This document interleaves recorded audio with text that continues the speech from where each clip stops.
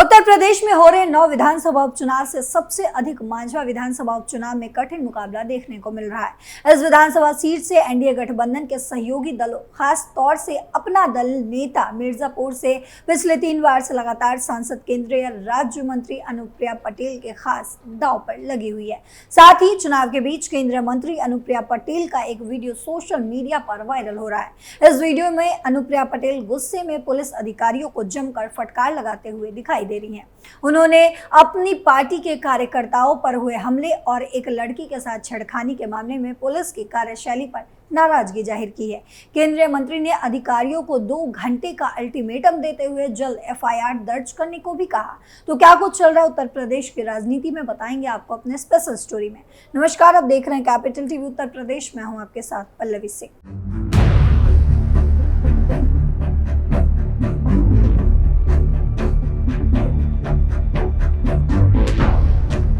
UP के मिर्जापुर पहुंची केंद्रीय मंत्री अनुप्रिया पटेल का एक वीडियो सोशल मीडिया पर तेजी से वायरल हो रहा है। इस वीडियो में अनुप्रिया पटेल गुस्से में पुलिस अधिकारियों को जमकर फटकार लगाते हुए दिखाई दे रही हैं।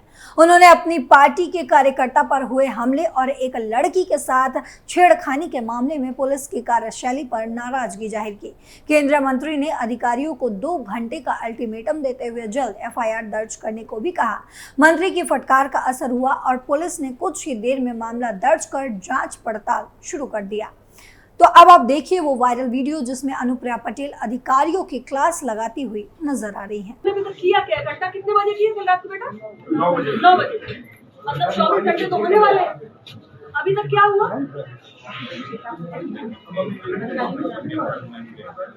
नहीं, अभी तक क्या हुआ भाई? एफआईआर दर्ज हो गई? कुछ नहीं। मतलब इसके बाद भी मुझे आने की जरूरत है कि एफआईआर दर्ज होनी चाहिए। इनका मेडिकल तक नहीं हुआ, ट्रीटमेंट का तो पता नहीं। माँ खड़ी होकर कह रही है कि बच्ची को उठा ले जल्दी। इतनी गुंडागर्दी होगी जिले में। क्या कहती है उत्तर प्रदेश की सरकार, बताइए। नहीं, मुझे ये बताइए कि उत्तर प्रदेश की सरकार क्या कहती है? ऐसे किसी की लड़की को उठा के ले जाएंगे?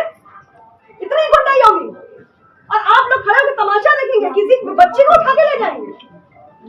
इतना माइकल इस जिले में कौन पैदा हो गया? आपको बताया ना, परिवार ने उनकी बच्ची को उठा के ले जा रहे थे और आप लोग कुछ कार्रवाई नहीं करेंगे। अभी तक एफआईआर नहीं हुई। क्या करूं मैं? आपके एसपी के कार्यालय पर पहुंच जाऊं? नहीं, मैं ये पूछ रही हूँ कि अभी तक कुछ क्यों नहीं हुआ? क्या चाहते हैं आप? 0 टॉलरेंस, यही बोला जाता है ना। कहाँ है 0 टॉलरेंस, मुझे बताइए। 24 घंटे होने जा रहे हैं, ना ट्रीटमेंट, ना मेडिकल, ना कोई पुलिस एक्शन। क्या किया आपके समय?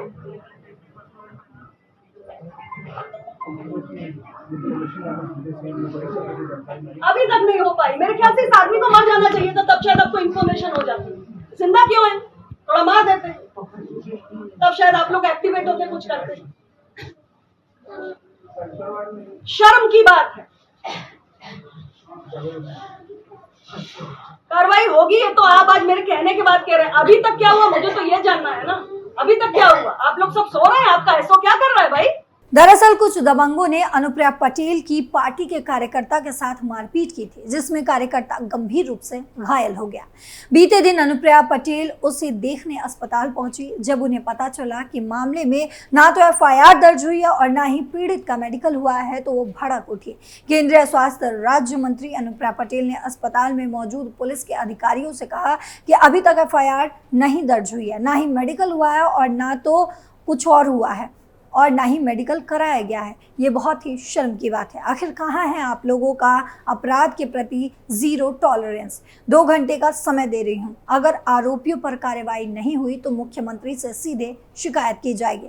पुलिस और प्रशासन के अधिकारियों की ओर से देखते हुए अनुप्रिया पटेल आगे कहती हैं, शाम के 3:45 बज रहे हैं, 6 बजे तक रिपोर्ट चाहिए। इस केस में क्या किया गया है? आप लोग कुछ नहीं करेंगे तो फिर देखिए मैं क्या करती हूँ। ये गुंडागर्दी जो हो रही है ना, ये सब नहीं चल पाएगा, बर्दाश्त नहीं करूँगी। कार्यकर्ताओं के घर में घुसकर मारा जा रहा है, बच्चियों को उठाया जा रहा है, अब ये सब नहीं चलेगा। पीड़ित की आप बीती सुनते ही भड़क उठी केंद्रीय मंत्री। अब आपको बता दें कि पूरा मामला विंध्याचल थाना क्षेत्र अंतर्गत कुरोठी गांव का है, जहां रहने वाले अजय पटेल, उनकी पत्नी और बेटी का आरोप है कि गांव के दबंगों ने उन पर हमला किया। विरोध पर बेटी को अगवा कर ले गए और बीच बचाव में पीट कर लहूलुहान कर दिया गया उनके पिता को। घायल अजय पटेल अपना दल एस के कार्यकर्ता है। उनको देखने के लिए अनुप्रिया पटेल अस्पताल पहुंची थी। जब पीड़ित ने केंद्रीय मंत्री को आपबीती सुनाई तो अनुप्रिया पुलिस अधिकारियों पर बिफर पड़ी। केंद्रीय राज्य मंत्री अनुप्रिया पटेल ने मौके पर मौजूद अपर पुलिस अधीक्षक और क्षेत्राधिकारी को जमकर फटकार लगाई। फिलहाल पुलिस ने 7 आरोपियों के खिलाफ मुकदमा दर्ज कर उनकी तलाश में जुट गई है। मांझवा में सबसे कड़ा मुकाबला। उत्तर प्रदेश में हो रहे 9 विधानसभा उपचुनाव में सबसे अधिक मांझवा विधानसभा उपचुनाव में कठिन मुकाबला देखने को मिल रहा है। इस विधानसभा सीट से एनडीए गठबंधन के सहयोगी दलों, खास तौर से अपना दल एस नेता मिर्जापुर से पिछले 3 बार से लगातार सांसद केंद्रीय राज्य मंत्री अनुप्रिया पटेल के खास दांव पर लगी हुई है। इसलिए अनुप्रिया पटेल और उनके पति कैबिनेट मंत्री आशीष पटेल लगातार इस सीट पर चुनाव प्रचार में भी सक्रिय दिखे। मांझवा विधानसभा चुनाव 2022 में ये सीट भाजपा के सहयोगी दल निषाद पार्टी के कोटे में गई थी। इस सीट पर निषाद पार्टी के विनोद बिंद को 33,587 मतों से जीत मिली थी। विनोद बिंद को 1,03,235 मत मिला था। वहीं समाजवादी पार्टी प्रत्याशी रोहित शुक्ला को 59,648 मत मिला था। मगर 2 साल बाद हुए लोकसभा चुनाव 2024 में जब एनडीए गठबंधन से अपना दल एस प्रत्याशी अनुप्रिया पटेल और समाजवादी पार्टी प्रत्याशी डॉक्टर रमेश बिंद के बीच मुकाबला हुआ तो इस सीट पर महज 2000 के अंदर 1762 मतों की बढ़त अनुप्रिया पटेल को मिल पाई।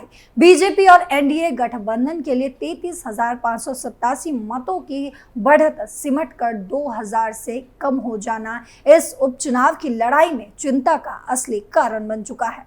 कड़ा हो सकता है मुकाबला। इस सीट पर अनुप्रिया पटेल से लोकसभा चुनाव हार चुके समाजवादी पार्टी के नेता रमेश बिंद की बेटी ज्योति बिंद समाजवादी पार्टी के टिकट पर चुनाव लड़ रही हैं। खुद रमेश बिंद इस सीट से लगातार 3 बार 2022, 2007 और 2012 में चुनाव जीत चुके हैं। वहीं भाजपा से पूर्व विधायक सुचिस्मिता मौर्य चुनाव लड़ रही हैं।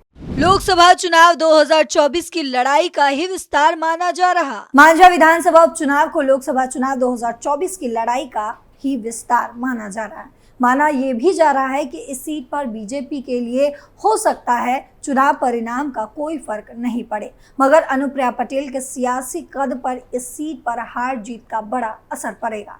मांझा विधानसभा उपचुनाव में बीजेपी की भारी जीत देश और प्रदेश की राजनीति में अपना दल एस अनुप्रिया पटेल का कद बढ़ाएगा। इसलिए अपना दल एस नेता केंद्रीय राज्य मंत्री अनुप्रिया पटेल और योगी सरकार में कैबिनेट मंत्री आशीष पटेल लगातार गांव में जन चौपाल के जरिए जनता के बीच जा रहे थे। बीजेपी प्रत्याशी के पक्ष में प्रचार भी किया। वहीं अपना दल एस ने पार्टी पदाधिकारियों को भी चुनाव प्रचार में लगाया था। पूर्व विधायक पार्टी के राष्ट्रीय महासचिव डॉक्टर जमुना प्रसाद सरोज, रोहनिया से विधायक डॉक्टर सुनील पटेल और मणिकपुर से विधायक अविनाश चंद्र द्विवेदी को भी चुनाव प्रचार में लगाया। अब आपको बताते हैं कि यूपी में हुए उपचुनाव को लेकर यूपी की 9 सीटों पर उपचुनाव जो हो रहे हैं उसमें क्या कुछ चल रहा है। ये सीट मतदान के दौरान हंगामे को लेकर सुर्खियों में आ गई। मतदान के दौरान मीरापुर की ककरौली में मतदान करने निकले लोगों की भीड़ को पुलिस जब व्यवस्थित करने की कोशिश कर रही थी तो लोगों ने उन पर ही पथराव कर दिया। पुलिस ने हल्का बल प्रयोग कर भीड़ को तितर बितर किया और शांतिपूर्ण तरीके से मतदान करवाया गया। उपचुनाव में मीरापुर के बढ़े तापमान के पीछे बहुकोणीय लड़ाई भी एक फैक्टर माना जा रहा है। दरअसल मीरापुर विधानसभा सीट बहुकोणीय मुकाबले में फंस गई है। इस सीट से राष्ट्रीय जनतांत्रिक गठबंधन यानी कि एनडीए की ओर से राष्ट्रीय लोक दल यानी कि आरएलडी के टिकट पर मिथिलेश पाल चुनाव मैदान में हैं। एनडीए की मिथिलेश के सामने विपक्षी इंडिया ब्लॉक की ओर से समाजवादी पार्टी उम्मीदवार सुंबुल राणा, एडवोकेट चंद्रशेखर की अगुवाई वाली आजाद समाज पार्टी के जाहिद हुसैन और बहुजन समाज पार्टी के शाह नजर की चुनौती है। इस सीट पर एनडीए और इंडिया ब्लॉक दोनों ही गठबंधनों ने बाहरी उम्मीदवार पर दांव लगाया हुआ है। बसपा के साथ ही असदुद्दीन ओवैसी की अगुवाई वाली ऑल इंडिया मजलिस-ए-इत्तेहादुल मुस्लिम यानी कि AIMIM के साथ गठबंधन कर चुनाव मैदान में उतरी एडवोकेट चंद्रशेखर की पार्टी ने भी लोकल चेहरे पर भरोसा जताया है। इस विधानसभा सीट का अब तक का ट्रेंड यही रहा है कि बाहरी उम्मीदवार जीतते आए हैं। बसपा और ASP दोनों ही दल ट्रेंड बदलने की उम्मीद के साथ चुनाव मैदान में पूरा जोर लगाते हुए दिख रहे हैं।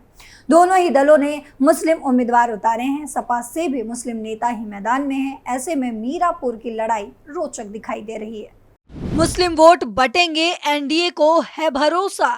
वहीं NDA को भरोसा है कि मुस्लिम वोट बटेंगे और उसकी जीत का रास्ता आसान हो जाएगा। इस सीट पर 2022 में विपक्षी गठबंधन को जीत मिली थी। तब RLD के चंदन वर्मा मीरापुर से विधायक निर्वाचित हुए थे। RLD तब सपा के साथ गठबंधन में थी। इस बार जयंत चौधरी की पार्टी NDA के साथ है। मीरापुर विधायक चंदन अब सांसद निर्वाचित हो चुके हैं और ये सीट उनके इस्तीफे से ही रिक्त हुई है, जिसके लिए कल ही मतदान हुआ। मीरापुर सीट पर दल से अधिक जयंत चौधरी और चंदन चौहान की साख दांव पर है। मीरापुर सीट पर बवाल। मीरापुर सीट के सामाजिक समीकरणों की बात करें तो यहाँ मुस्लिम आबादी का बाहुल्य है। मीरापुर में करीब 40% मुस्लिम मतदाता है। वहीं जाट और गुज्जर मतदाताओं की तादाद भी अच्छी खासी मानी जाती है। त्यागी, पाल और दलित मतदाता भी इस सीट का परिणाम तय करने में अहम भूमिका निभाते हैं। सपा को मुस्लिम और यादव के साथ अन्य पिछड़ी जातियों और दलित मतदाताओं के साथ जीत की उम्मीद है, तो वहीं NDA को मुस्लिम वोट के बिखराव और NDA के साथ BJP के कोर वोटर के साथ आ जाने से अपनी जीत का भरोसा है। किसकी उम्मीद, किसका भरोसा सही साबित होगा, ये तो समय बताएगा। ये 23 नवंबर की तारीख बता पाएगी। अब हमारी इस रिपोर्ट पर आपकी क्या राय है, कमेंट करके जरूर बताइएगा। फिलहाल मेरे साथ इतना ही। देश और दुनिया की तमाम खबरों के लिए देखते रहिए कैपिटल TV। नमस्कार।